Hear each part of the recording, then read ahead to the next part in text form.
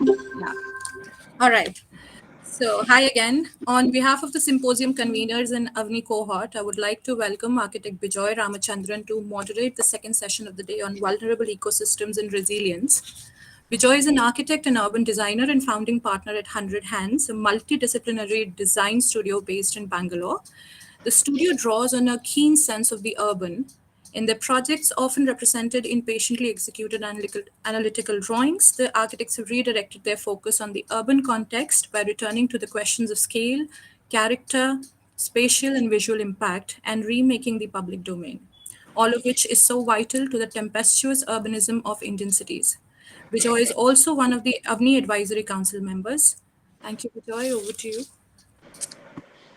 Thanks, Meenakshi, for the introduction, and welcome to all of you who've joined today in the afternoon for the second session of the AVNI Symposium, um, Normal Ecologies of Adaptation. So this session revolves around the question about vulnerable ecosystems and resilience. If you'll bear with me, I'll just read out the sort of summary of what this call to arms was, or call to charge was, to Himanshu and Deepta, who are our speakers for this afternoon. The ecosystem of human inhabitation is constantly vulnerable to recurring shocks, thrusts, and collapses. In the face of unpredictable challenges, ecosystems rupture, be it the environmental attributes, socio-economic structures, political and institutional systems, and so on. The global pauses pose disruptions to the various realms of contemporary human society in the face of uncertainties, subverting the normative concepts of living. With the rapid onset of the pandemic, we are witnessing the immediate ramifications on the socio-ecological systems and its compounded repercussions, leaving potential long-term impacts on the ecosystem, which causes certain enduring cracks in the fragile built and unbuilt envelopes of existence. It has revealed the ecosystem's vulnerabilities and systemic challenges in adaptation. What could be the emergency recovery plan? Can we be responsive to these persistent uncertainties and be responsible in creating models of sustenance and resilience? Is it the time to ponder on our role as design practitioners and actors in the current scenario of rifts and pauses, working in the interface of social lives of people within these infinite web of systems and cycles? What could be an advanced perspective of generating a design discourse for evolving, resilient, and buoyant ecologies of adaptation, which can survive, sustain, and progress? Of course, in the light of the past three, what can only be termed as apocalyptic months, this session, at least for me, seems to be incredibly urgent. I'm really looking forward to our two speakers. Today we have with us Deepta Sateesh. She's a design researcher, educator, architect, and planner, working in landscapes in conflict. Her environmental practice is focused on creating new pathways in design, education, and policy. Her doctoral research in the Western Ghats of India gathers situated practices, movement, and the politics of the colonial eye, and draws from design, environmental humanities, and philosophy. She's also a dancer, equestrian, cellist, wanderer, and photographer. She is a director and founder of Burte Research Center and Dean of Research and Collaborations at the Srishti Manipal Institute of Art, Design and Technology, Manipal Academy of Higher Education. The research and projects of Burte Research Center are concerned with the environment and its inhabitants, oriented towards revealing and generating new possibilities and frameworks for nature-culture synchronicities. The center's work is framed by wet ontologies and is focused on design of environmental policies that are inclusive, emergence of participative eco-pedagogies, and framing of responsive, adaptive, everyday practices. Research and practices at the center are collaborative, gathering communities, NGOs, researchers, and young learners and government organizations. She is a member of the Consortium of Environmental Philosophers, Senior Advisor at the Forum for Law, Environment, Development, and Governance, member of IUCN, Commission on Education and Communication, and co-editor of the book Product Service System Design for Sustainability, a collaboration of the EU Asia Link Program Learning Network on Sustainability, LENS. Welcome, Deepta. And our second speaker today is Himanshu Burte, who is an architect and urbanist. He's an associate professor at the Center for Urban Science and Engineering, CUSE, IIT Bombay. Most recently, he was the editor of a special issue of Marg magazine titled Infrastructure as Space, Development and its Discontents, September 2019, and co-editor of Urban Parallax, Policy and City in Contemporary India, Yoda Press 2018. He researches subaltern urbanism, socio-spatial impacts of urban infrastructure, and the transition towards sustainable architecture and urbanism in India from a broad concern with spatial justice and environmental sustainability. Both Himanshu and Deepta, of course, is in Bangalore, like me. Himanshu is in Bombay. Both of them are what I would say lapsed architects who have found their calling, sort of looking critically at the practice of architecture, now sort of, mostly working, looking at the practice in a way to respond, in Deepta's case, to her concerns of these wet ontologies, her research on the Western Ghats. And Himanshu, of course, has written articles and books, and it has initially looked at architecture in the way that it is both the production of artifacts, but also as agency, as people and patrons coming together to form these artifacts. So I'm really looking forward to the conversation today. We'll start the afternoon session with Deepta. So I'll let you begin, Deepta.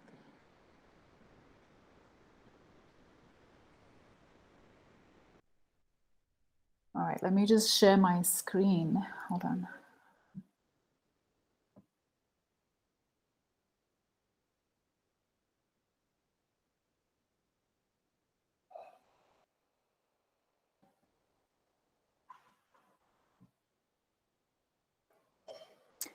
Is this visible?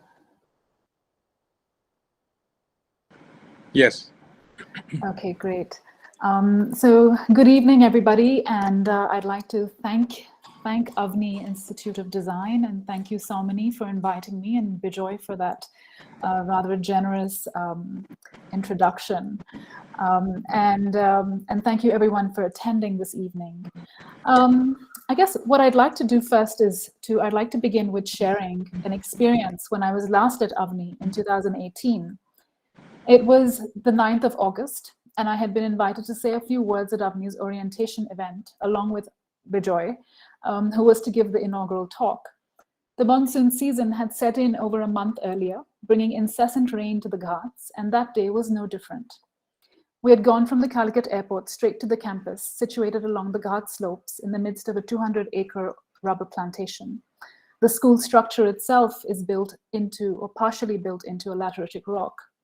Walking around, I'd noticed the rock and soils were oozing, enlivening the environment of the college, while a light, steady rain persisted, a rain that you could walk in. It reminded me that we always live in a world that is shifting, transforming, and fluid. The day's events had begun. I said a few words to the new students very briefly, emphasizing the importance of learning and drawing from the environment that the college is set in, and not to ignore the rain, weather, and terrain that is situated along these sensitive slopes of the Ghats between Wayanad and Calicut. My words were slowly being drowned by the sound of rain. For the inaugural speech, we moved into a community hall nearby, built for local farmers, situated along the main road that cut the steep slope in the Ghats, a road that had been used for centuries as a trade route. By mid-afternoon, the rain had become louder, completely drowning out Bijoy's voice, even on the microphone, and he had to stop speaking at times. Later, as tea was served and photos were taken of the attendees, we heard news of massive landslides and floods nearby. The road to the guest house where we were staying that night on the Chaliar River was underwater, being surrounded by paddy fields, so we were promptly whisked off to the Sapati's office and director's home instead. There we watched the news that kept showing a clip of a group of men in dhotis standing on a narrow road that cut a slope, the road crumbling and washing away under the force of the waters, while they just stood there a few feet away, marveling at the sight. I'd like to just play the video for you. I hope you can see it. Can you make it full screen, Deepta? Sorry? Can you make it full screen? Because I think it's, yeah. Sorry, it's not full screen? No. Okay, let me try that again.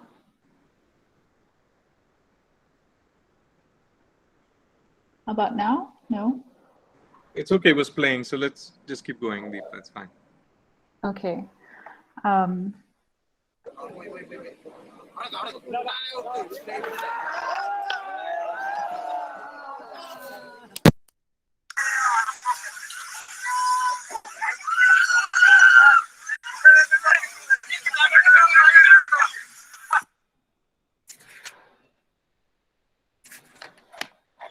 Early next morning, the flight back to Bangalore just before the Calicut airport closed, as the runway close to the sea was completely inundated.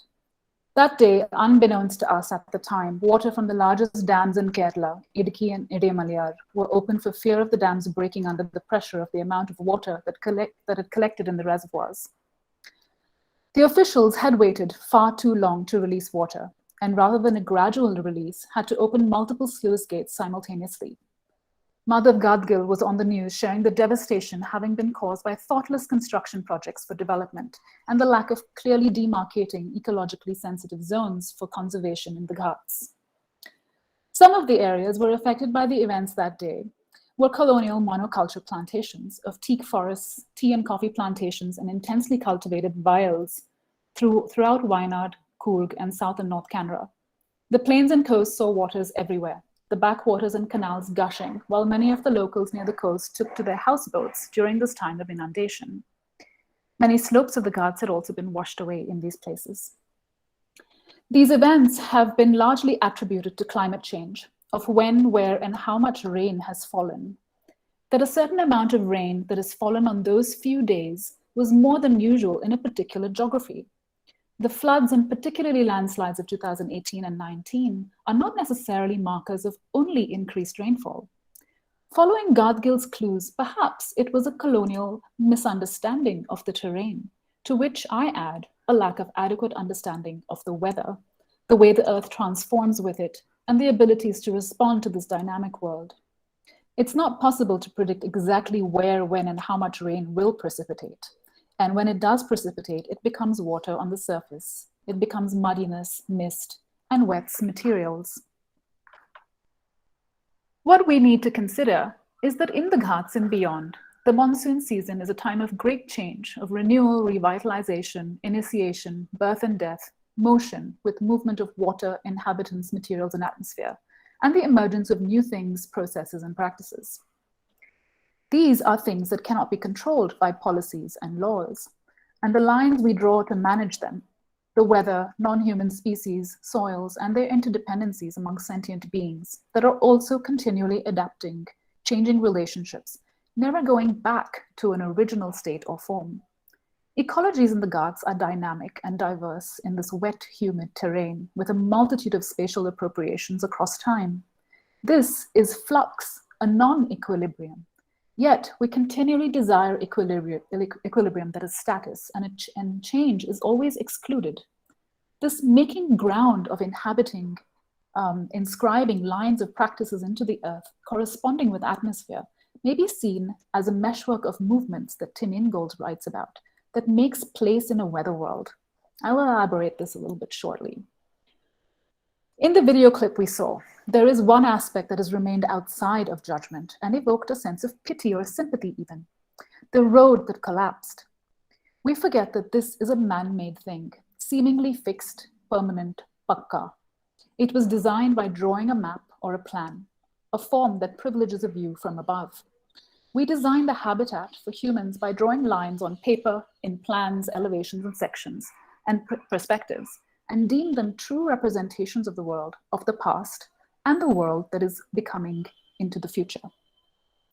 But these are primarily ways to abstract space and freeze time, stilling the world in moments convenient to drawing plans, sections, maps, accounts, calendars, all regularizing and making predictable the shifting ground of the Ghats. Deepta, can I interrupt you for a minute? Yeah. Are you changing the slides as you speak? Yes. Because we're still looking at the second slide. Yeah, the audio slide. Oh my, okay. So sorry. Okay, let me start sharing again and see if it works now.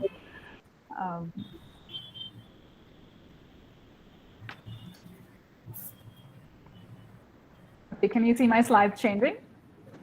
Yes, we can see them changing now. Yes. And is it full screen now? No. Deepta, sorry, can you try slideshow? I mean, in that play button, there is a play button, right? Yes, it is on Right. slideshow from my side. Okay. For us, But now I don't think the slides are changing. So just try moving. How about now? Yeah. Now it's changing. Okay. So don't play it. Don't play the slide. So I won't play it. All right. Yeah. Okay. So these are the slides that preceded what I was saying just now. The maps of tea plantations. This is the news article on the disasters and a changing dynamic world. And this is the map that actually first drew the road off which Avni is on between Wayanad and Calicut. Yes. So, where was I? Yes, okay. The dominant understanding of the environment has been of natural forces. Let me just do a fit screen. Yeah. The dominant understanding of the environment of the Ghats has been of natural forces deemed as the other, outside and devoid of human engagement in it. This environment or habitat has been visualized and managed from a distance, and little has been investigated and understood from the ground of the world through the inhabitant. The visualization has been constructed to separate nature from culture, outside from inside, creating conflicts and violences. In the Southwestern Ghats, and particularly since its designation as a UNESCO World Heritage Site in 2012, conflicts have escalated on the ground, emphasizing the need to reveal a more fundamental source of these conflicts and clashes. The construction of these lines to make sense of and represent the Ghats, and solutioning for problems of breaching these lines, that are floods and landslides, comes from the Enlightenment period, a time of the search for knowledge of the natural world. Knowledge that is possible to articulate and make known, never changing. This Western or colonial or outsider understanding is based on science and empiricism. Scientific study presupposes that nature is too complex, messy, and chaotic, but can be made understandable only through analysis and the study through disciplines. Here, a certain lens is required to unravel the natural world, to organize it in a way to study and gain knowledge of it and from it, and then represent it for others to consume. This quasi-scientific lens is one of a world that is uniform, stable, and predictable, one that draws lines to organize, manage, and control space, resources, inhabitants, and time, articulating the world as such to know it. However, there are things of this world for which these kinds of lines cannot be drawn, and these notions remain outside of the scientific and mechanistic view of the world, such as material movements, other sentient beings, and the conditions of wetness that shapeshift multiple grounds for dwelling in this monsoon terrain.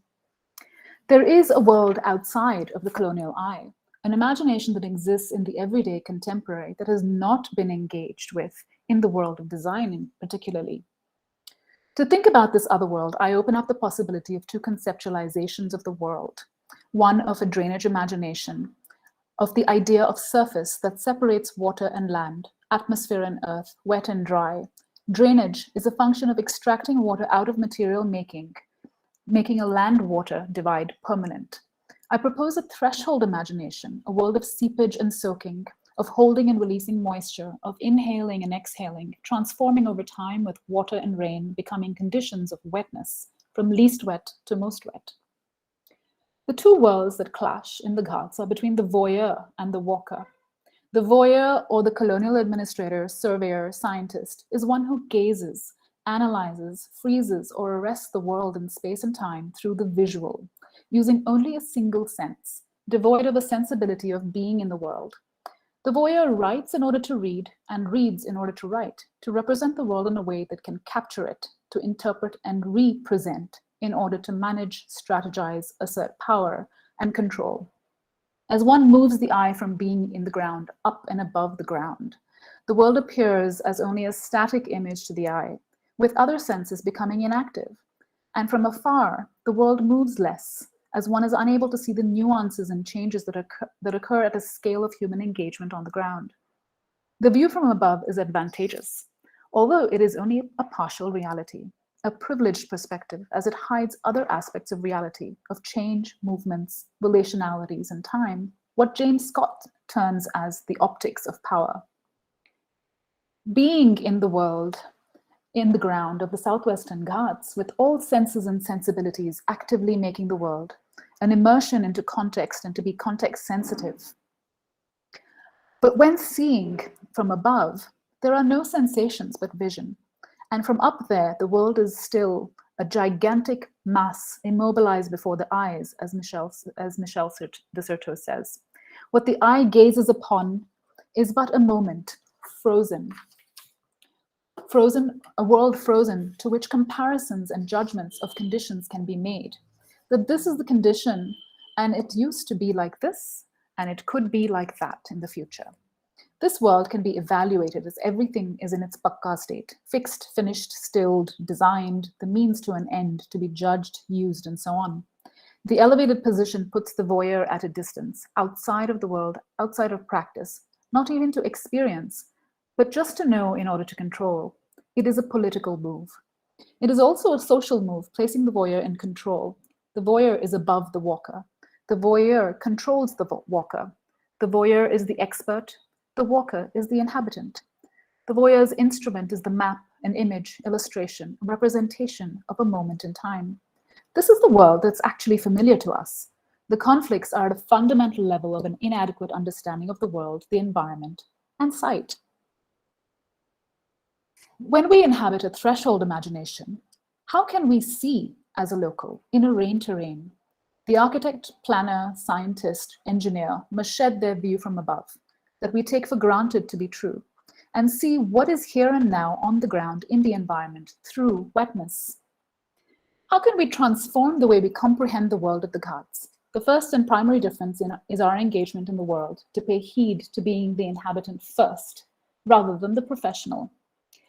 Before I go on now, I wish to share that some of the following ideas are not yet fully formulated, and I speculate and experiment with these notions and world makings in an attempt to develop them as practical frames towards new futures of nature-culture synchronicities, something that the voyeur is unfamiliar with. So let's engage with the seemingly unknown to speculate that diverse possibilities by entering the world of the walker. Here, I share my own experiences and understandings from walking with inhabitants of the Ghats, in particular in the wilds of Wayanad.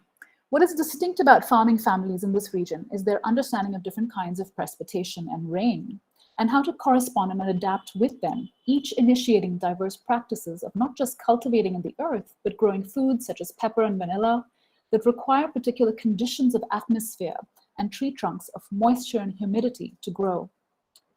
These conditions are brought on by seasonal changes in weather, experienced in the locale or particular context, such as Nulmara, a thread-like precipitation that has become less common, mist required for seed conservation, and Karkadam Masa, the time of heavy rain and thunderstorms.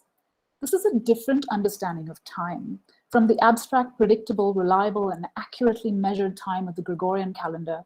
This is an understanding of time that is of patterns of a wet world, of diurnal flux and changes in seasons, that has not been paid attention to in design of materials, architecture, nor policy, but is significant as it rains for more than half the year in this region.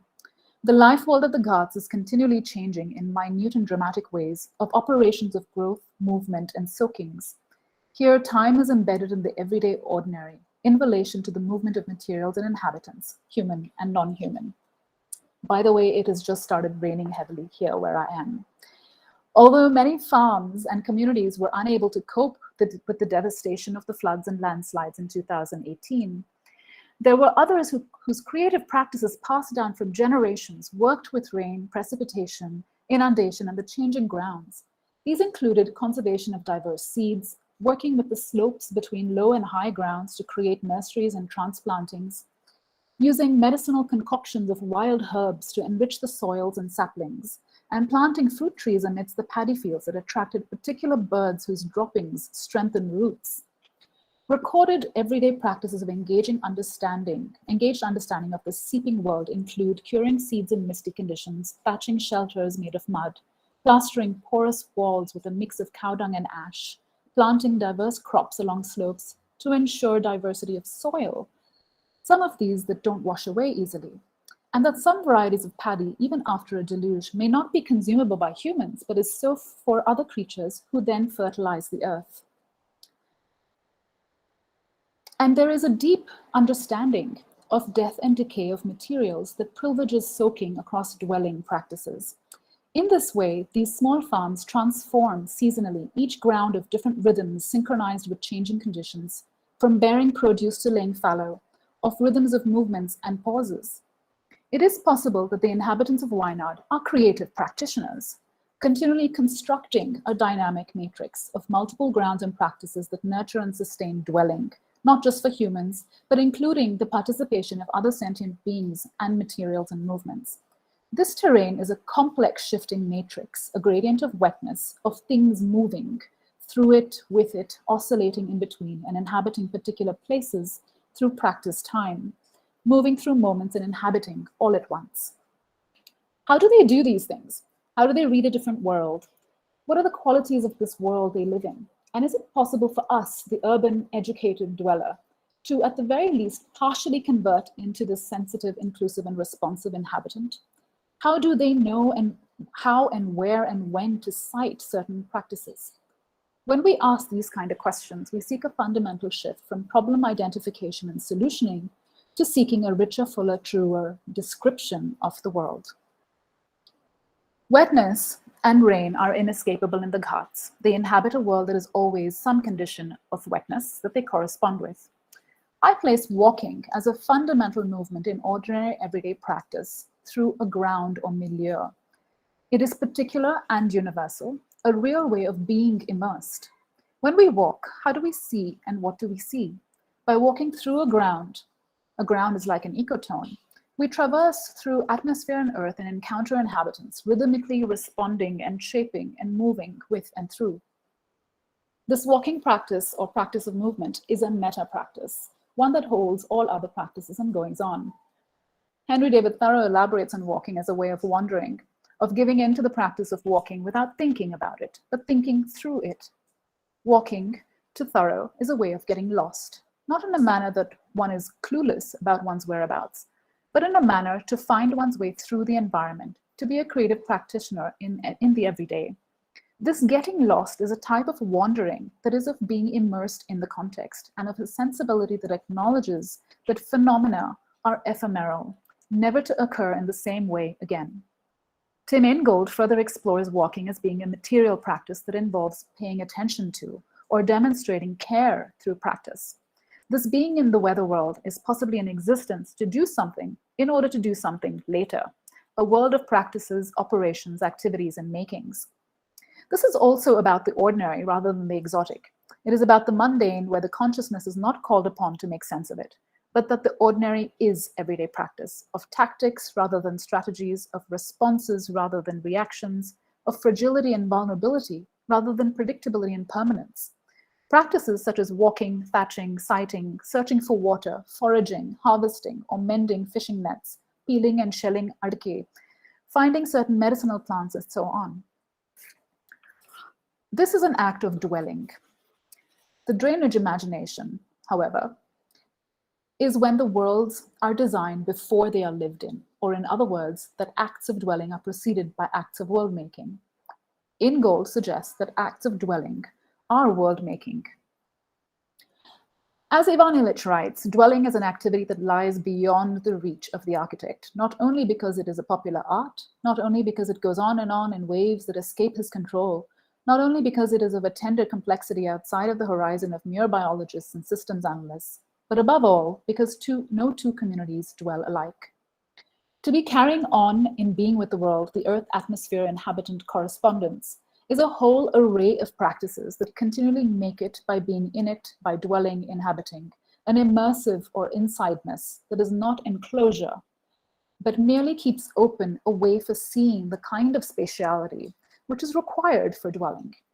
It is not just one practice nor space that defines the makings of the world, but a whole array of practices, skills, and movements that enable being in the world, a multiplicity, and as Ingold says, an entanglement in meshwork that describes the world. What does the shift from drainage imagination to threshold imagination do to the world we live in, and in particular to design, architecture, and planning?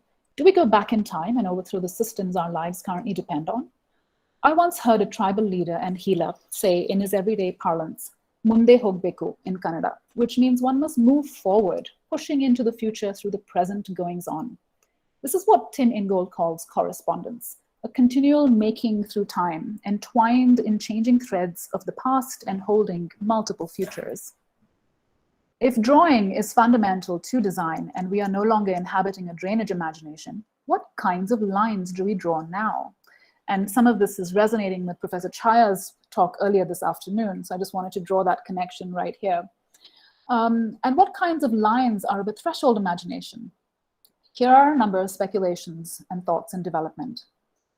As for design, it would displace the value given to a teleologically driven design agenda, or a final output or product, or the pakka, seemingly permanent. It would transform aesthetic value and ideas of permanence. The emphasis would be more on process and practice rather than a final output that never changes. The kacha would be privileged and hold meaning in a moment of transformation, in a moment between the past and the future. In architecture, it would mean, in architecture, it would mean a highly mobile world, continually shifting, transforming, and inhabiting, and inhabitants who itinerate, seasonally or following multiple rhythms. Sight can no longer be only spatial, marked by boundary lines. However, the act of sighting is a practice that is relational to the landscape and its horizons and depths. This means having a practical understanding of material and temporal qualities of the terrain, of weather, soils, plants, human and non-human inhabitants who play diverse roles and move through seasons. Material understandings would also change. The art and crafts of natural building will become ever important to work with found materials that are related to site. For example, today laterite is extracted from deep in the earth and is left exposed to harden. This extraction changes the makeup and movement of materials beneath the surface. And yet we wonder why Bangalore has so many sinkholes, or the ghats and coastal places become inundated quite often. This particular quality of imaginations and world making is ever more fascinating in relation to the pandemic. Here is an excerpt from South Canara District Manual of the flu that came in 1890, brought by ship, as most illnesses appeared in this manner in colonial occupations. I found this just when the pandemic began, well, because I was also writing my thesis at the time. And speculations and conspiracy theories were around the coronavirus as a man-made virus and how the virus spreads through touch and breath. Harold Stewart here records the flu as having subsided during the monsoon. How did this happen? What was interesting for me was to wonder about the world then and how it differs from now. To me, it was the porous nature of the human world at that time, that the natural organic world was able to transform the flu from its deadly nature to dissipate it or absorb it or even tame it. That mud, lime plaster, rock, organic debris, the humid atmosphere, other inhabitants were all players in this dilution of the flu. It is also the nature of dwellers of this wet world to largely inhabit the outdoors. Life happened outside, in the environment, while today we cocoon ourselves in enclosures attempting to protect ourselves from the ordinary realities. Today we struggle to understand this fast-changing, chemically composed, in isolation, invisible thing called the coronavirus. As we inhabit a world made of concrete, glass, and metal, designed to be permanent. This is seen in the way the pandemic has affected urban areas, much greater than rural and remote places.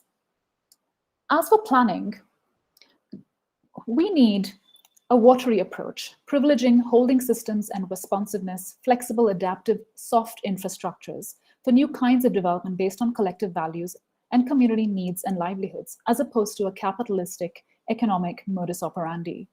The lines we draw can no longer divide the world in order to manage it better.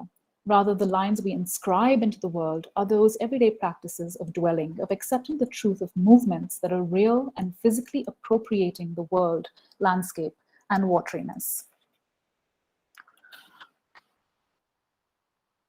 In this world of inhabiting or dwelling, time may be read in the rhythms of movements and practices, in the weather and ground conditions, rhythms of activities corresponding with contextual elements extending through the locale, constructing what Tim Ingold says, calls taskscapes.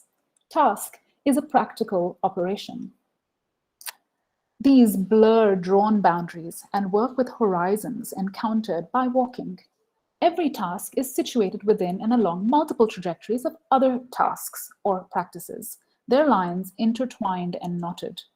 Every task takes its meaning from its position within an ensemble of tasks performed in a series or in parallel, and usually by many people working together, such as thatching a roof. I quote Tim Ingold here. Yes.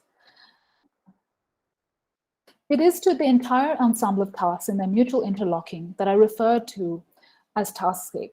Just as the landscape is an array of related features, so by analogy, the taskscape is an array of related activities. Time here is also not linear. It's not the linear metronomically measured element of the world, nor is it a measure of efficiency and productivity and permanence. Time is held within rhythmic meshworks of movements of practice in this temporal world. These practices or taskscapes are trajectories of movements and pauses. Walking being a meta practice and dwelling or home is always becoming an ecotone, a place of transformation. Time needs no measure, as it can only be experienced through the act of dwelling practices, while these practices actually follow rain in this region. Dwelling is in a world that is not predictable or fixed requires a sensibility of attentiveness. Being attentive to the practices and materials in daily life builds a sensitivity and openness to a changing world. Attention, care, engaging, getting involved in the landscape, in homemaking or placemaking and its transformations. This is different from being a user of a pre-designed and predefined space. Here the walker is the ordinary inhabitant, is the agent, is the placemaker, is the transient, is the designer. You and me, first as dwellers rather than first as professionals. Today, one can map places without prior walking by remote sensing satellite imagery. The challenge is to break out of these entrenched knowledges of disciplinary and social constructs coming from the outsider that draws boundaries and separates and groups things, creating an objectness. Instead, perhaps we need to explore the relationalities when thinking of design practices. In the drainage imagination, vulnerability is seen as something negative, a quality to change with something else, to be destroyed. However, in a threshold imagination, vulnerability is a quality that enables adaptation, rather than fixing things in the world. To be vulnerable is to be exposed to a changing world and to have the ability to transform with it and to respond. Resilience is the ability to recover from adversity through feedback without a complete departure from the original systemic functions. Or it's the ability to change state or shift into a new regime or paradigm. Resilience is also the ability to deal with uncertainty, instability, and changing landscapes, to seek creative opportunities and be capable to adapt and respond to adversity in the everyday. If we view vulnerability as a condition of being in the weather world, exposed to the complexities of the environment, it becomes a base condition for correspondence with the multitude of goings-on in the environment. It requires a certain agility to transform and include change in the everyday. If we see the world as being rhizomatic of trajectories of rhythmic practices that continually construct temporal places, it requires that we shift the paradigm from closed systems to open ones, of giving in to the dramatic changes in the environment rather than resisting them or arresting them. Perhaps these shifts of the static world can be seen as moments of change that are transformative and enable design of responsive tactics. If we see a world of problems, we design solutions to fix them. In architecture and design, these are usually presented as limitations or constraints of sight, of landscape. If we are to inhabit and design for a threshold imagination, a world of wetness, these seemingly limiting qualities ought to be the things we actually correspond with in the design.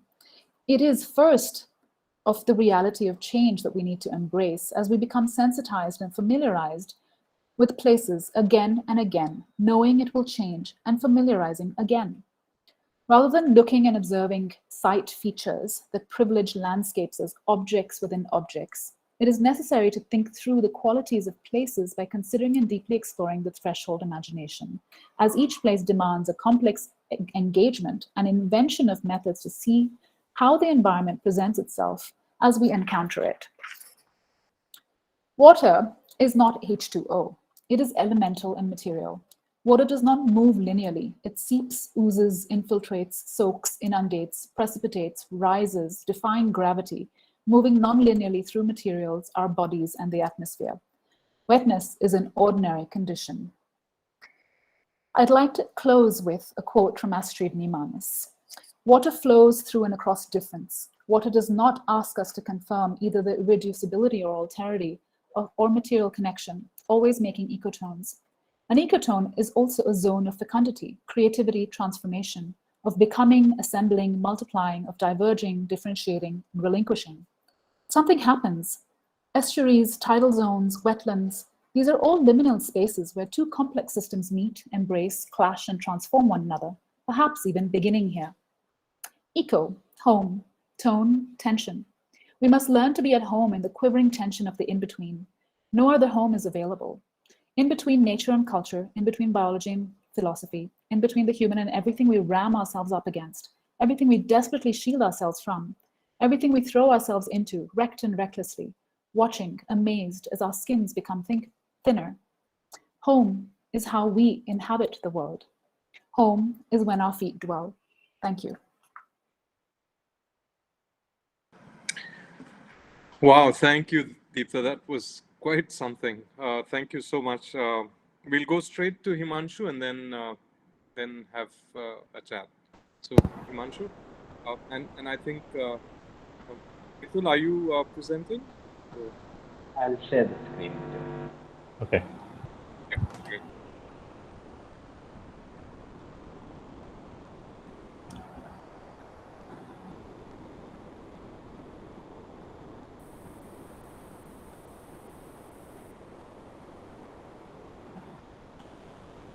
Great. So it's actually it's wonderful to follow Deepta's presentation because she has really fleshed out a number of themes that, and of course, authors who are important to my own way of thinking. And in fact, in some ways, my presentation will complement hers by perhaps focusing on something which is at the center of the problem that she identifies, and I deliberately called it the tree of knowledge. And I was wondering what to call this talk. Okay, and of course it's mischievous, and it's also while I thought of the tree of knowledge as obviously the correspondence between the tree of, in terms of the tree that we know as a tree and therefore represent in our as we are wont to in plan, and the tree that really is, but it reminded me of another tree, the tree that Christopher Alexander disavowed in saying that the city is not a tree.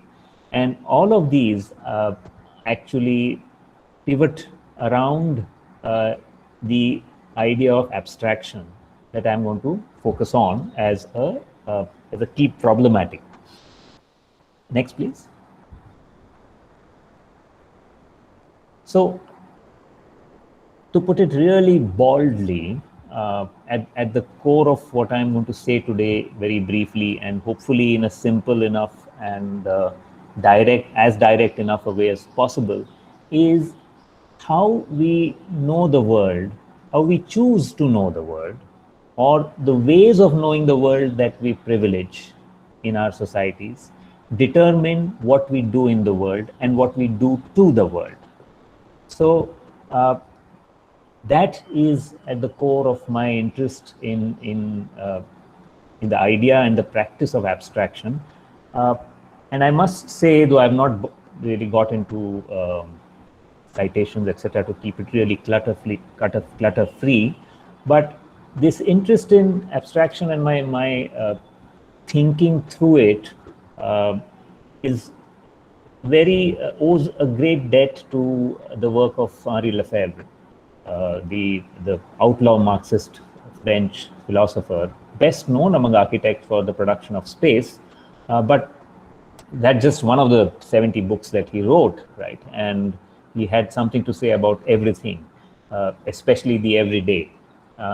And I draw, so abstraction has been abstraction as a condition, abstraction as a process, as a mode of knowing, is at the center of his critique of the kind of space that has been made hegemonic and has been actually produced after the emergence or the emergence into domination of the capitalist mode of production.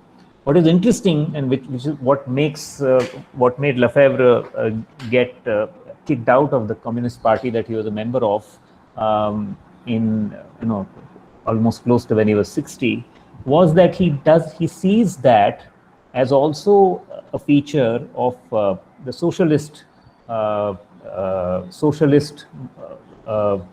countries, socialist governments and states at that point in the 1950s, which brings him to really define the problem, to play with, of course, the issue that capitalism has been driving a particular kind of spatial production, as he calls it. But at the core of it is really a commitment to productivism, a commitment to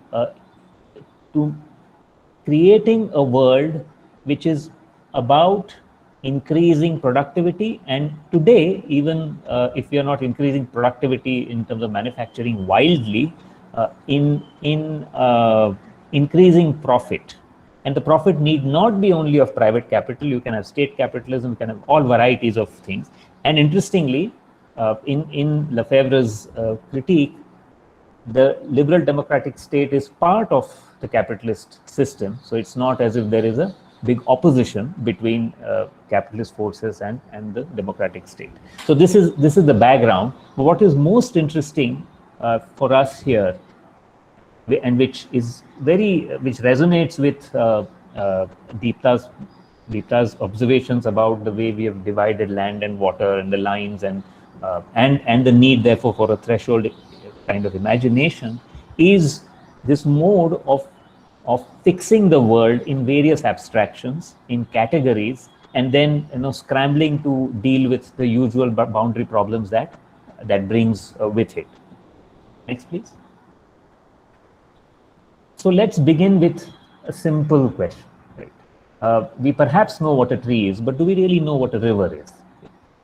And of course, Sabarmati is our favorite river right now to talk about, to agree on, to disagree on, and whatever, to model further developments on. So I'm just going to go through a few images. Next, please. So this is a lovely old image by Dashrath Patel of the Sabarmati, as it was before it ceased being a river and became a riverfront, a kind of appendage to the riverfront, perhaps.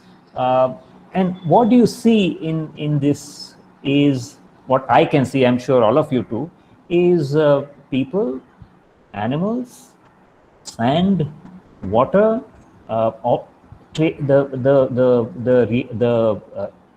imagine, the webs and the rhythms that you can imagine with it, because there is work here, the livelihoods, and there's culture in the form of the red dyed cloth.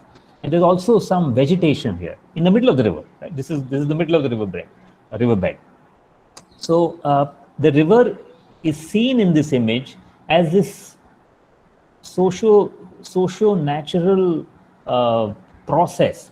We have been talking about the habitat or architecture and all of these things as processes, and a lot of people, I wouldn't be surprised if they have kind of had it with the word process, because what does the damn thing mean, right? What does it mean to say a building is a process, right?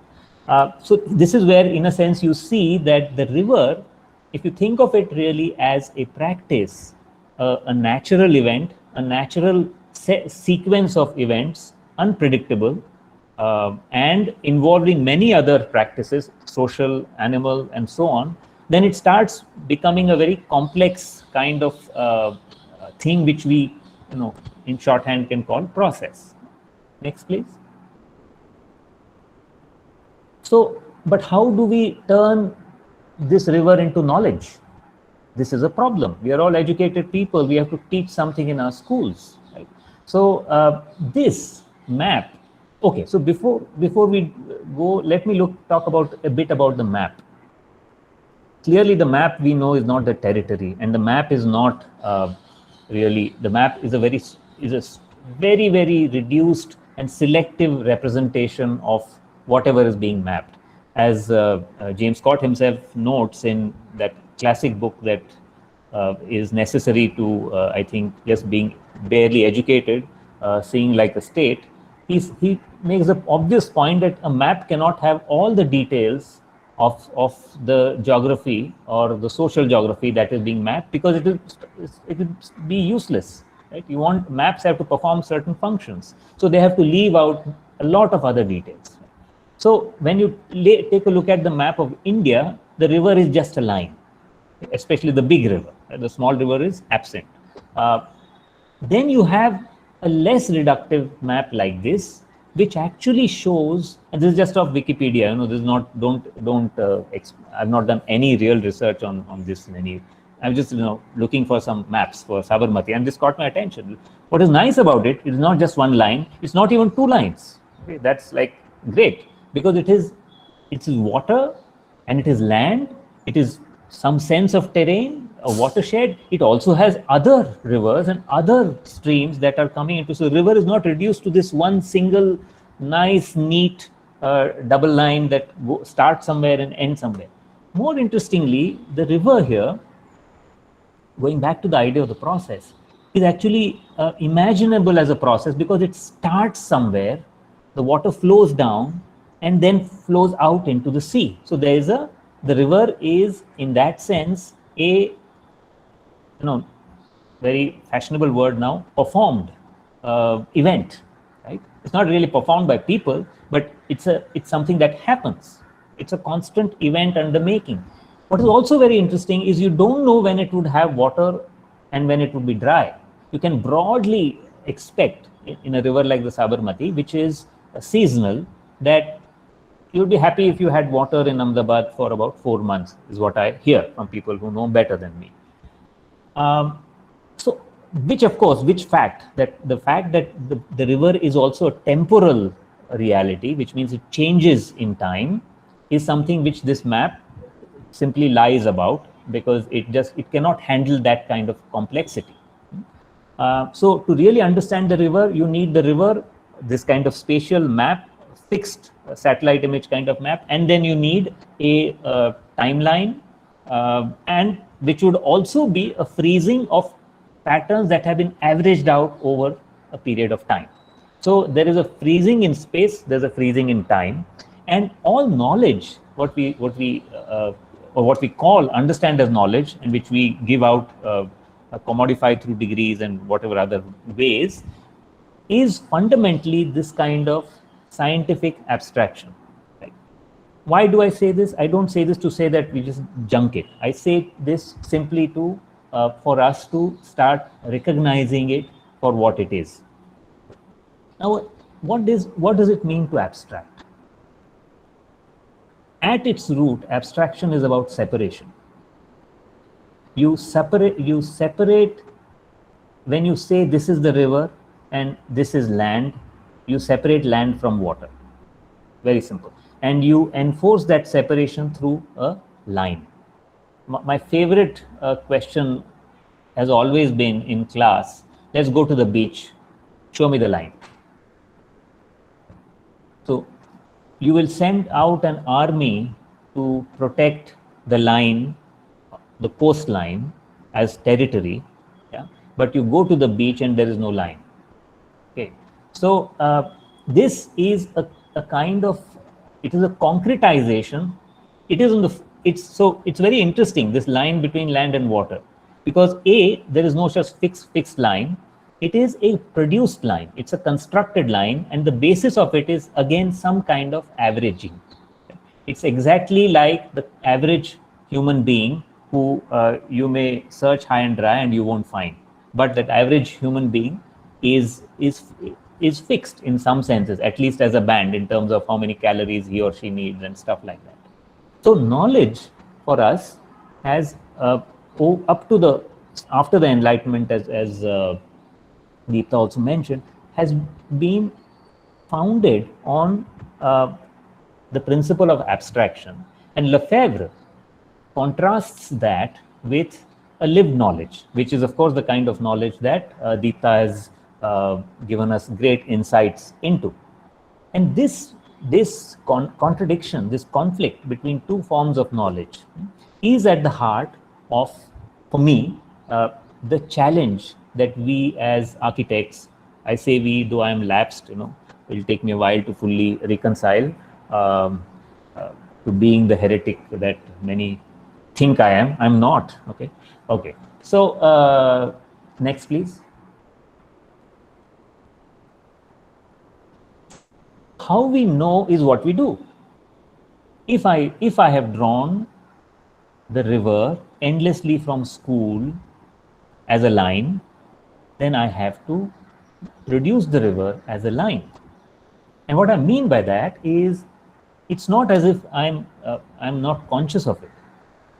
I'm not conscious of the fact that there's something. It's not compulsive, but it is a habit of thought where abstractions and the various things that get smuggled in, or that form the content of abstraction, the whole process, including categorization.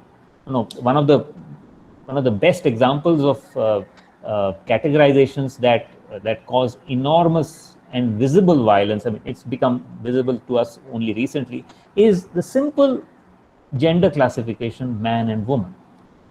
And we are beginning to see how much mischief and violence that has caused. But equal amounts of violence to nature, and of course, because we are, after all, in nature, and we are from nature, and we depend on nature, it causes to people. Now, this is very interesting as a couple of images on the top left and right, because it shows you how a particular imagination, which predates your approach to your definition of the problem, how that produces your solution. So your solution is implicit in what you bring to the problem. I had, in fact, when the Smart Cities mission was announced, EPW asked me to write something, and I was trying to make sense of it. It was 2014, right? We've not heard of Smart Cities almost. And then after pottering about, I realized that really it's the smart cities are really a solution in search of a problem. So this is something that is very typical of planning, that you already bring to the table, and not just of planning, let me add, it's true of all professions. So the problem that I am talking about, abstraction, is not something that is unique to us and we have to beat our breasts over it at how unfortunate we are. It is specific to or general across disciplines, modern disciplines and modern professions.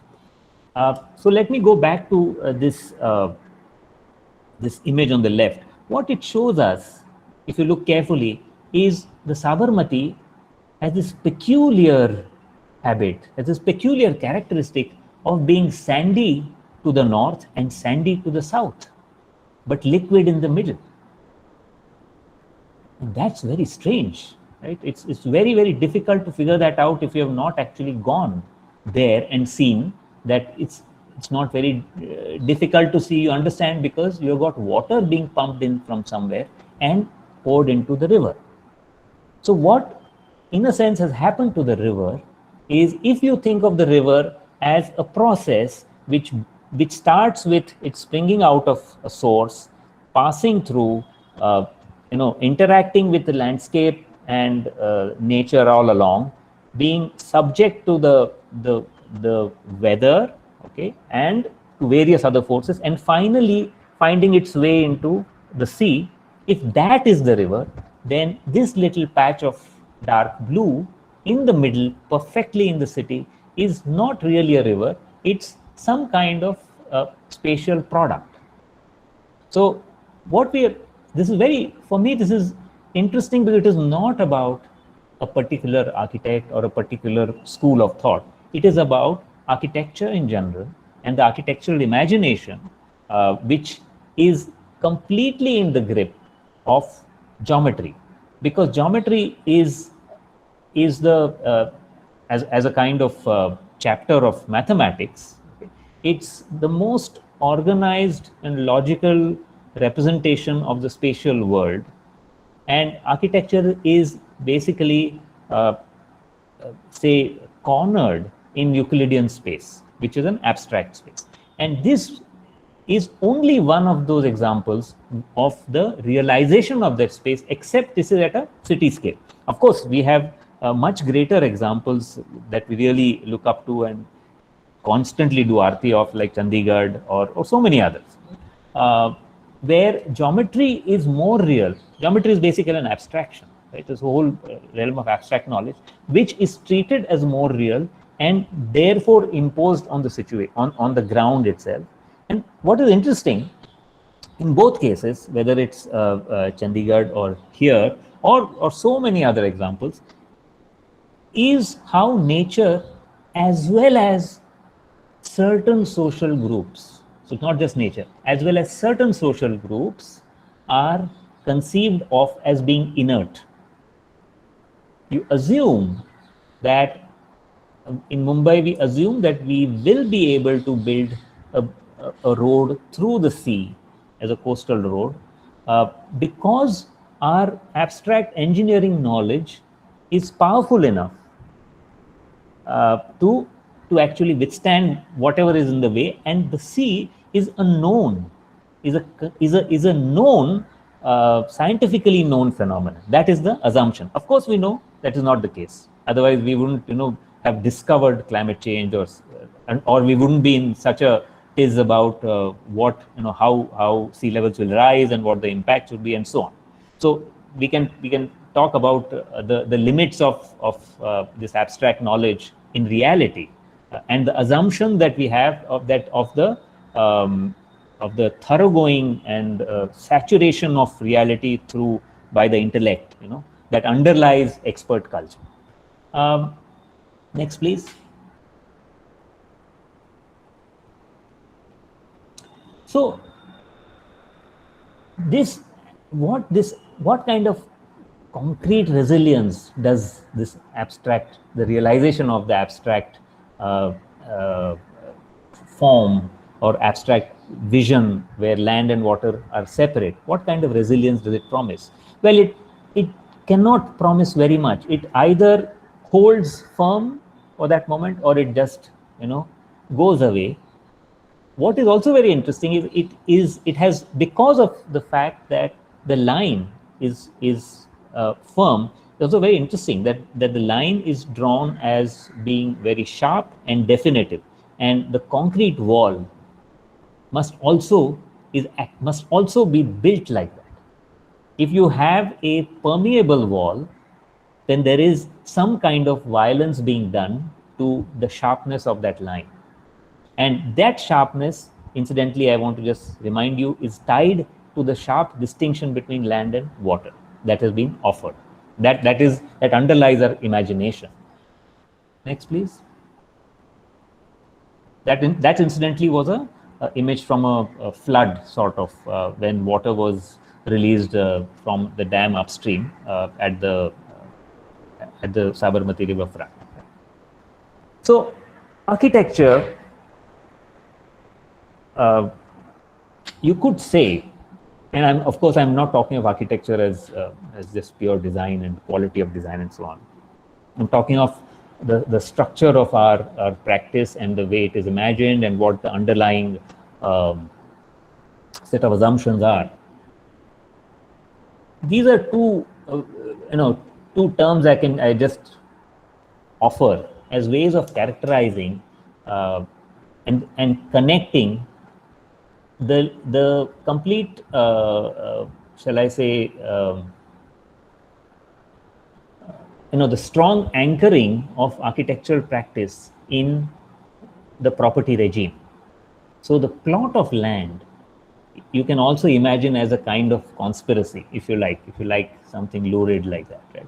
That it is the land that we build on as architects is always property, is always owned as property. And we have to remember that unless we are part of that that belief system, which thinks private property is inviolate, it's actually natural, right? We are not in the current way the practice of architecture is set up. You wouldn't even be able to get your fees, because who can build on land? Only the landowner. And that ownership already presumes so many different things, that it presumes that the earth is fully distributed among discrete, separate owners. There are no gray zones. So there's no space for the commons.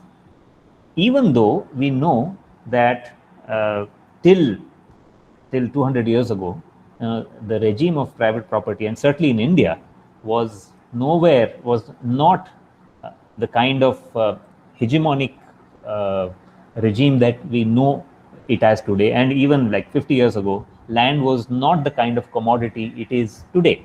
In fact, even the last 25 years, the prices of land in remote rural areas have just shot up inexplicably. And that can only be explained with reference to some kind of the market in land having completely penetrated the entire world almost in some way or the other. Now, the plot of private property that we are part of shapes how we think. I mean, look at how we operate as designers, starting from your first year in college. What do you get? The first thing you get in your studio, and which is exactly what you get in your practice when you are, when you have done 50 years of work and won all the big prizes, is a plot boundary. Can you imagine the practice of architecture without the plot boundary? Is a useful question to start. Now, to complement that is the trap of form. And the trap of form is the abstraction of the building again into the realm of geometry, where even when we as architects who practice for a while, when we hire younger people who've just come out of college and we complain that they can't even draw a staircase section properly, things don't add up between plan and section of the staircase, it's because it's not surprising, because they are trained to think of the building, the black line, that the space between two lines is white. It is nothing. The thickness of the wall has no weight. So the third dimension is missing, and then you have to work very hard to master the third dimension. But what about the other dimensions? They are far away from the set of considerations that we are used to taking on board. So how Bijoy was concerned, I would only be the bearer of bad news, right? And I'm also concerned because I'm not a pessimist, right? And I believe in practice of all kinds. So I don't have a lot of time because, of course, my talk was unscripted. But I will end with 2 or 3 examples to show that there is a way of getting out of, not completely, there's no magic bullet, we know that. But there are ways of getting out of it. And a simple way of doing that is to simply get real. From looking at the world with what I have before called once the distant eye. These architects are actually trained to cultivate a distant eye. You are in the, I mean, I have been amazed at myself sometimes that I am in a house that I have designed under construction, and it's not been built very well, but I take pleasure in the form, right? I'm able, sitting inside the room, to see it as if it's a form, as if I am out of it. So we need to move back in, and Deepta provided very good, I think very beautiful insights into what that real would be and can be. And there's a whole infinity of that kind of reality that is open for us to explore. I am very fascinated in the ugliness of the city, and that is where I work much more. But I'll give you 3 beautiful sort of examples. Well, not beautiful, but yeah, whatever. So we return to the concrete, except this is not the concrete of cement. Yeah, we return from abstraction to the concreteness of the world, and it is actually, I believe, it is liberating, because next, how do we explain the work of Laurie Baker? Okay, whatever is the positive value in his work, I understand it most directly in terms of a complete freedom that he managed to get for himself from preconceived ideas about technology, about aesthetics. He went in and looked at what is around, looked at the site, looked at even this one tree here, and built around it. And this is not, I want to emphasize, this is not a sentimental, it's not a call for a sentimental or highly poetic kind of approach. It is simply a realistic approach that one is talking about. There is a tree, there is soil. We know that if you take away the topsoil, you'll really have a problem very soon. How do you take account of it? How do you respond to it? The problem of abstraction has been that we have erased most of what matters in the world, and most of the relationships that constitute the world, and we have separated things out only for convenience and for control and for whatever purposes that serves. Okay, so next, and of course you don't have to be only in that alternative, khadi kurta, do your own building, and not that kind of way at all, because I think what we are talking about is a thorough empiricism, and it doesn't mean, in my mind, to keep the kind of space of possibility wide. It doesn't mean that you completely eschew abstraction or things that you associate with bad abstraction. And there has to be a dialectic that we keep alive between the local, real, the complexity of the environment and the history you intervene in, and the givenness of every situation. Because practice cannot escape the givenness. And what is very, very interesting in Lefebvre, and which resonates with the tribal elders point that Deepta mentioned, is he's ultimately oriented, he's ultimately interested, and he believes that there is a possible in the real, and that possible in the real is what we have to find our path towards. And this is an example. This is the Agilent headquarters in Manesar by Sanjay Prakash and his Shift studio. It's very, if you were to judge buildings by what they look like from outside, you will just dismiss this building. But only when you get into the building, okay, only, and I don't mean in terms of inside, but you get inside the logic through which the building has been designed, and the set of considerations that have been taken on board, and the kind of responses within the givenness of the fact that this is a corporate project, and so on and so forth, it offers you a better and more empirically sound, slightly more future-proofed kind of pathway. Or next, please. At the other end of the scale, you could acknowledge the concreteness of a situation like in the Kosi, with the Kosi River constantly shifting course over a very broad, wide area of many kilometers. What kind of housing do you provide which is resilient?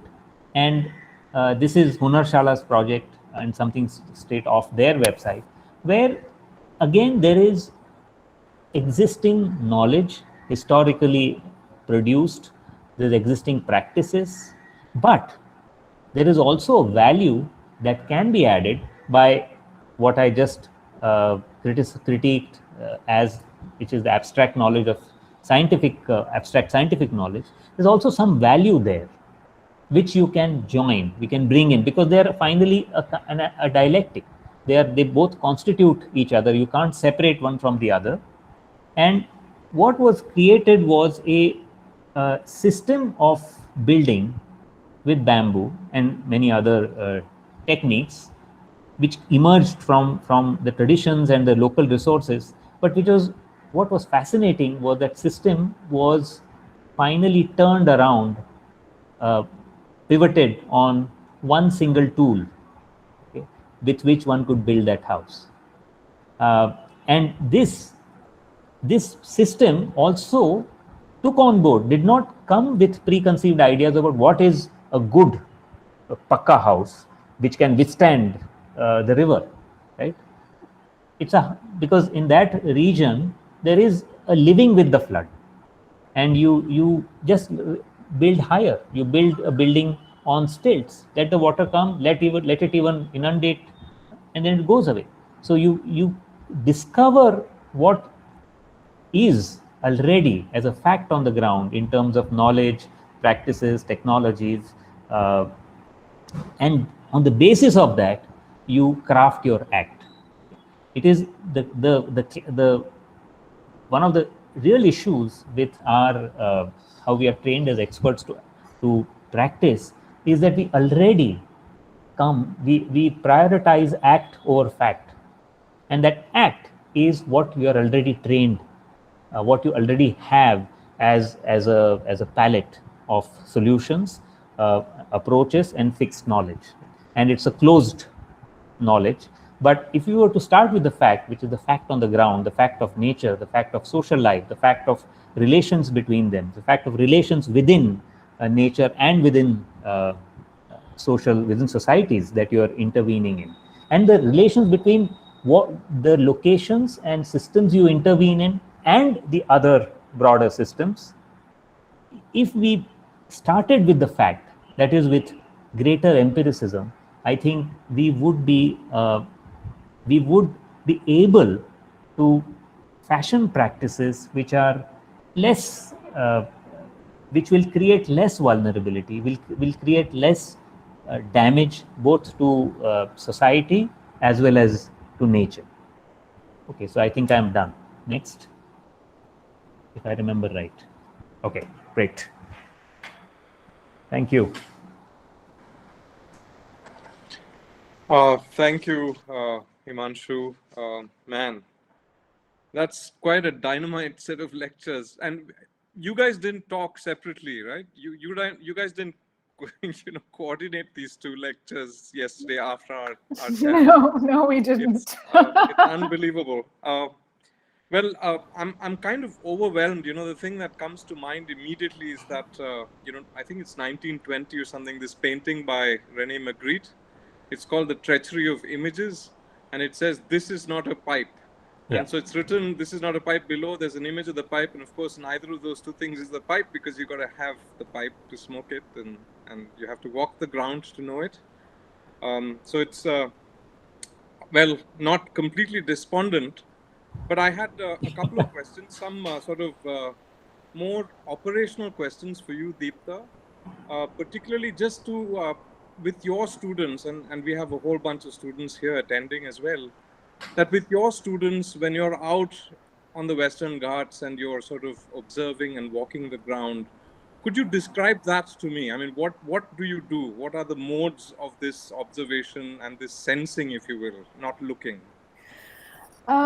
Okay, so this kind of has evolved as a process for me over the last, I don't know, maybe 8 years or so. One of them is, initially we were sort of looking at design and what design can do in environmentally sensitive places. And particularly, we began working with the Forest Rights Act, actually, looking at communities who wanted to assert their rights in the forest because they were being evicted. What we wound up doing first was to see how we can use design as a tool to look at problem solving. Very quickly, we realized, because one of the groups that we worked with in Kutch specifically was they designed a board game. And then we had worked with lawyers who took the board game back to the camel Maldharis, actually. And the Maldharis didn't understand a single visual that the students had drawn. This became like my first insight to sort of think about, how do they see? What do they see? Like, on one of the cards, there was a silhouette of a camel, but they didn't recognize the camel as a camel. And they were like, what is this? So, which was amazing, because they obviously don't see the camel from a distance as a form. So that was one of my first questions, actually. So if they don't see what we see, what do they see and how do they see it? And so when I go into the field, we actually do some prep work before that. We start to look at developing a lens to go to the field with, so that there is a broad frame for students to sort of get a sense of how to do research prior to. So sometimes they look into archives, and there's no Wikipedia, no internet stuff that we look at. We actually look for practices and processes. So for example, one group of students looked at, one of the ideas was, I said, pick a thing in the Ghats. Anything. It could be a tree, it could be a soil, it could be a house, it could be a community, it could be an event, like a yakshagana, it could be anything. So the students chose mackerel, the fish. And they went in depth into researching everything they could find about the mackerel in that, because that's where they're fished, in that region in South Canara. And it was amazing because they actually created this amazingly visual narrative of the mackerel, how communities engage with it. So the way they even visualized what they put together, which was not pre-decided how they would visualize it, but the way the story unraveled was amazing. But in their presentation, they tended to focus on movement. And so the lens became movement, actually. So when they went to the field, they were looking for anything that moved, you know, and to also acknowledge that the self is moving, right? So that's like the beginning thing. And then along the way in the field, they also start to figure out what they're, what they're alert to, what they're sensitive to. And so we have these, we constantly have conversations, really, because I'm learning from them, they're learning from me, and we're constantly walking this terrain, which changes every day. And so that's really how the studios are initiated. And just to quickly share one nugget, in 2018, actually, right after our trip to AVANI, I went to South Canara with about 15 students. And in that trip, it just rained the whole time. And 3 students had never stepped in a puddle in their lives. And I was just shocked. I said, so since then I've been taking students in the monsoon. So yeah, so that's just the beginning of the studio, yeah. There's also this other thing which both of you mentioned, and this is really the notion of siting, the idea that that you would get a plot of land in the studio, that you're given a piece of land, and then of course you're off to the races. You're starting to draw the thing out, and it reminded me of the Market Masterclass, where we spend I was fortunate to go, and then you're out in the middle of this incredible estate, the Boyd estate. It's, I don't know, hundreds of acres. And on the first day, after initiations and introductions, the tutors just let you out, like, okay, go out and do whatever it is you want to do, And we're all waiting for the drawing, and, we want to get the stuff so that we can start working, and there's nothing, right? You're just let out. And the whole exercise of that masterclass, at least in my mind, when I think back at it, it is really to understand where to locate whatever it is you want to locate, and what then to locate there, So what is the ground where you want to engage with? And the way that you come to that, of course, it's a very short time frame, but it is through this idea of walking, through the idea of walking and drawing. And we had an engineer in our group who was part of the group. He didn't draw at all. And so for one of the reviews, he had collected samples of water from across, 50, 60 acres. He'd walked around, and he had these 10 bottles of water from different parts of the site. And he was imagining the site through that lens, just like, you were talking about. Coming to you, Himanshu, about your incredibly balanced critique of the Sabarmati project, I must say. The struggle that I have is a struggle of the imagination in terms of scale. And I don't know if you want to make that correlation, that somehow we've just gone way past that point where, I don't know, I'm just playing devil's advocate, but that we've gone past that point where we can operate like Hunarshalla does at scale. That we can't do the precious thing that Bijoy Jain does. We can't do Vinu Daniel. We've just like lost the plot, we've just gone way past that point. And I don't know what it means. I don't know, I'm asking.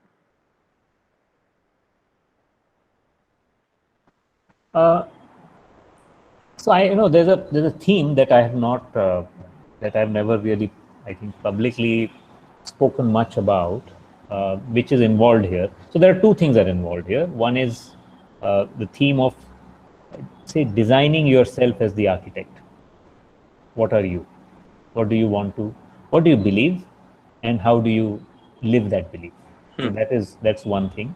The other is directly in terms of the way, why it is that you or the urban world or the architect in the city is way beyond or way past the possibility of working like a Hunarshalla or whoever else. There are many such exceptionals that we hold up, and that's of course a critique I have in general, that from time immemorial we have been saying, oh, Nari Gandhi, he is like that, so he can't, I can't be like that kind of thing. I have family to support and so on. I think these two are related. Okay? One is the political economic structuring of the practice of the profession. So you're literally, you're really trapped in the plot of land. You are squarely in the middle of the property regime, and you are servicing property. You're servicing the property regime as architects. We have this, both as academics, and especially if you are, little critically minded and you have these pretensions of little radicalism and all, both academics and architects, because these are the two worlds I've inhabited, often suffer from this false consciousness that you are free agents, right? That you have a critique, critical regionalism. So you have a critique on something, right? Well, you're in some. If you really don't redesign yourself as the architect, then you're critiquing. You have been given a little plot of freedom within which to critique each other. Okay, Korea is okay too. I will be more intricate, right? And it is practices, whether it's Hunarshalla or even Sanjay Prakash, who operates at scale. That's why I brought Agilent in, who operates at corporate scale where required, and has also built bamboo buildings and participatory, 300 schools in. Right. I think we need to, rather than look at the craft and obsess over the craft, the poetry endlessly, and the poetry of abstract form finally, right? And which is very, very problematic in many ways, but I won't get into it now. Instead of doing that, if we spend a little bit of that time budget we have and the intellectual kind of budget we have on examining the conditions of our practice, the conditions of our formation of ourselves. See, I mean, I have been a practicing architect, and I have been from inside. Once I step out, I begin to see myself, which I wouldn't have believed, so much more clearly, because I know how much of vanity is involved in that. And I'm not someone, I believe, who's really far down the vanity path, but I know it's very much there, right? You are a designer, and similarly, as an academic, I might be a precious, thinker. I have this new thing, thing I'm saying, right?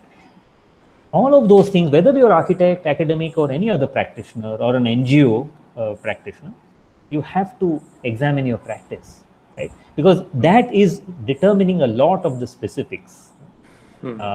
And of course, you have to determine what is, I mean, you have to examine the small parts, the intricacies of that, as we have done enormously for many years. I don't know, I hope that answers, but I know it's not necessarily a direct answer. No, it kind of sorry, there's hold on. No, it reminds me of Wittgenstein saying that this is the work of an architect is basically the work of discovering oneself, and in a way that's what you're saying, that you articulate your mode of engagement, you articulate how you want to be in the world, and that's the bigger question than the limits of your plot, I guess. In fact, in the gap between the first session and the second session, there was an amazing presentation at Seed by Milinda Patiraja. I don't know if you know this architect from Sri Lanka. And the incredible thing about it is that he, of course, made this chart which had all of these binaries. So labor and capital, knowledge and knowledge and skill, practice and research. And he was talking about this kind of an engagement as an architect where you were trying to blend these two things into one thing. And the critical, one of the really lovely things in a lot of his projects was that he was designing for, if you will, bad construction. Because most of his buildings were built by the people who so one of the libraries that he built in a school were built by the parents who were farmers during the day, and then in the off season would build this small building. But then the building has all of these tolerances to allow for a little bit here and there, that it isn't the precise, precious object, but it gives space for this kind of, and just like Baker's wonderful image, which is you're at the site and you suddenly realize that here's certain conditions that I need to respond to, and then modulating then to accommodate that, which is quite wonderful. Also, the other thing that I just wanted to bring up was this. It's interesting that you use Voyeur and Walker, because for me, I think Voyeur, at least the way that I've understood it, is actually a way to inhabit the world where you become the world, that you because of your anonymity and because you're in the world looking at it and engaging with it in a sort of benign way, that nobody notices you, and then you are one with it, you are one with the world. So I think an even more sophisticated way of being the walker, I don't know, maybe. But that's constantly, the thing that reminded me from that walking thing was another architect, Neil McLaughlin from England. He runs a studio at the Bartlett, and what he does is he takes his group of students out into the landscape, and he again throws them out in the landscape and just register whatever, and then to do a drawing together. So there's a huge sheet of paper on the ground, and you draw from whatever sketches you make, and you make a sort of coalesced drawing of the landscape as a communal imagination of the ground. It's still a plan, but it still has bits and pieces of other voices in the way that plan is made. I'm kind of out of questions. If I don't know if Deepta and Himanshu, if you guys want to ask questions of each other, or if you have comments on the presentations, anything.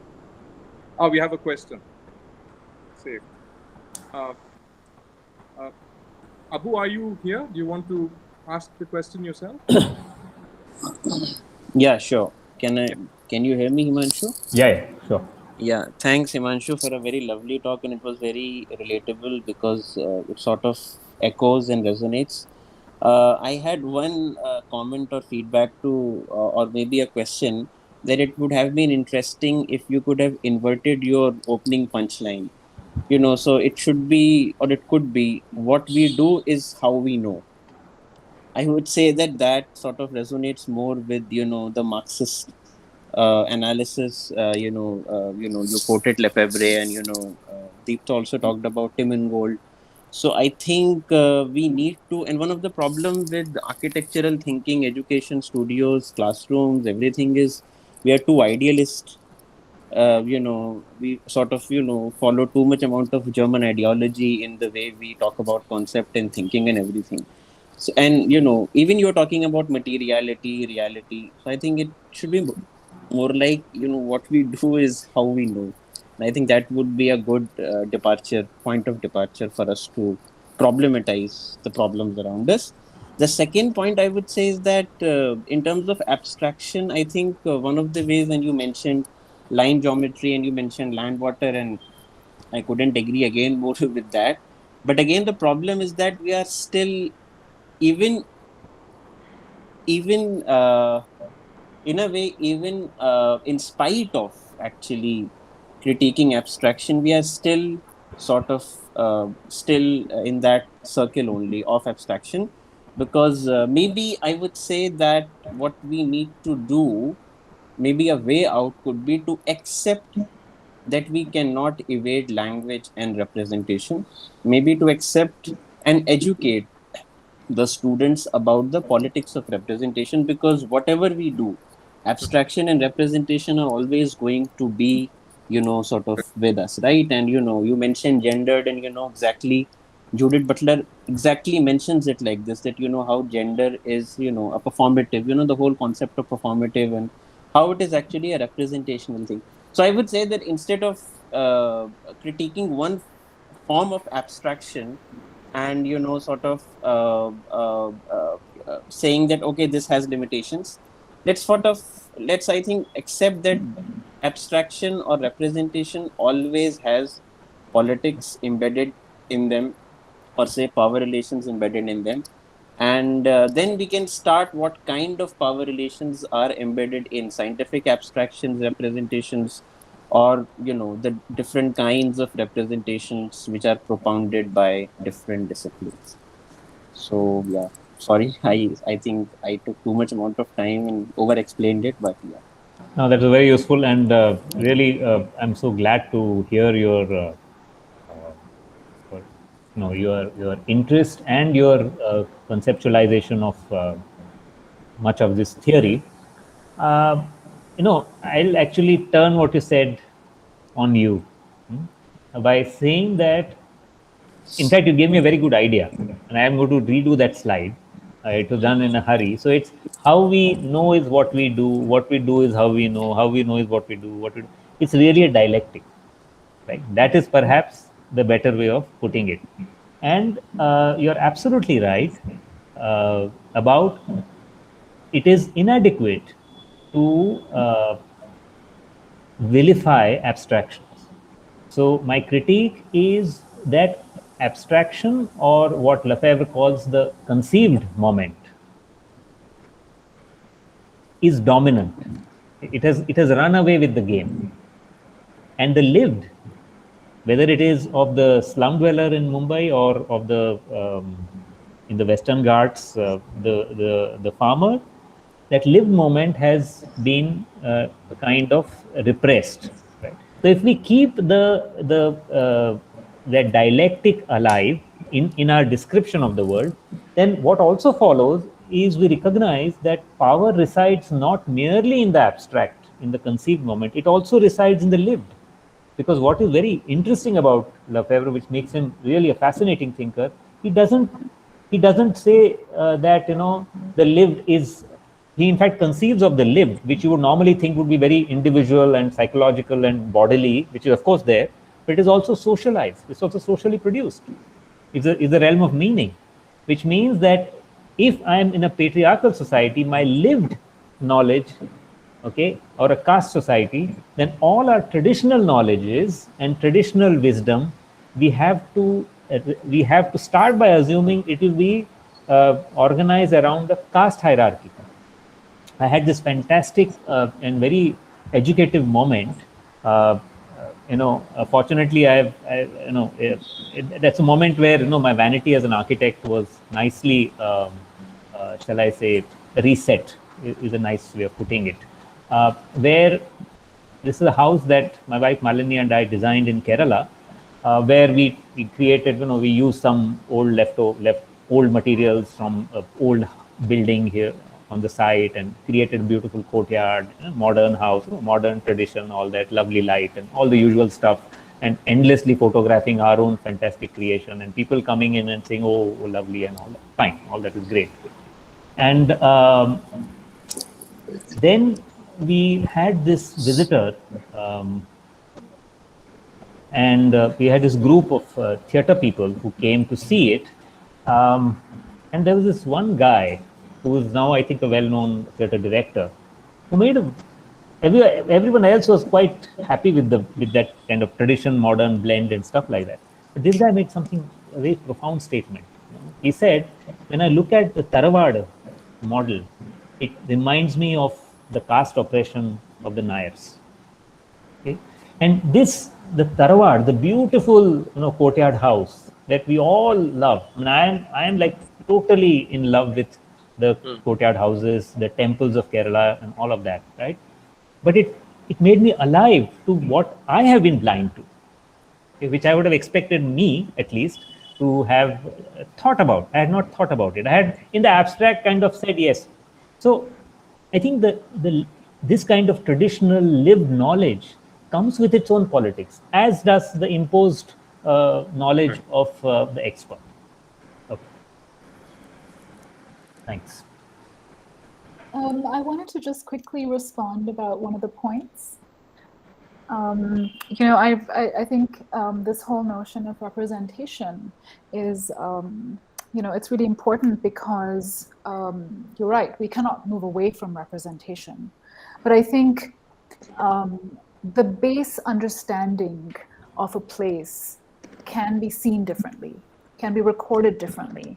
And I think, so in that notion, if we think of presentation versus representation as two different kinds of things that we do as designers or as inhabitants of the world in that way, then you could think of walking as a way of, it's a practice that actually responds to the world as it is presented to you in the walk. And so how much can you sort of gather in terms of a sensibility and a sensitivity to that experience?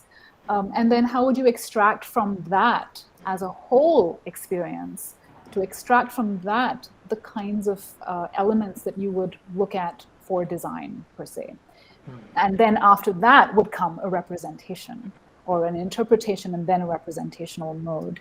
And just quickly to respond to Bijoy's thing about voyeurism is also, I think you're thinking about being a voyeur when no other humans see you. However, when you're walking, you're moving the air around you. There are also maybe dogs and birds and worms that feel you as you're walking through. So I think one of the things is the walker, to me, is somebody who is sensitive to everything. And just being in that moment to be sensitive is I mean, it takes a little bit of development and training, and you sort of, when you're in the field, you have to sort of get into that zone and shed everything else, shed the known world actually, and then you become the walker. And it's not easy. You're always still both, but you have to sort of navigate that cautiously. So yeah. Great. How are we doing with time, Meenakshi? We're a little over, but I think we have a question. There is a question from Shama. Shall we take that? Yeah. Shama, are you here? Can you? Shama,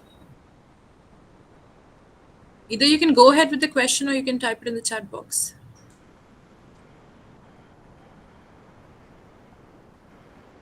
You're muted, Shama, so maybe you have to unmute yourself. Oh.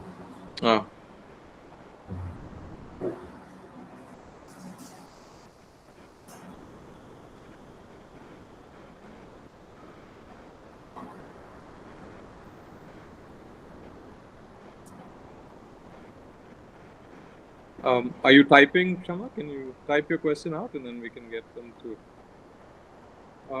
is there a problem with mute? Unmute? She says she's not able to.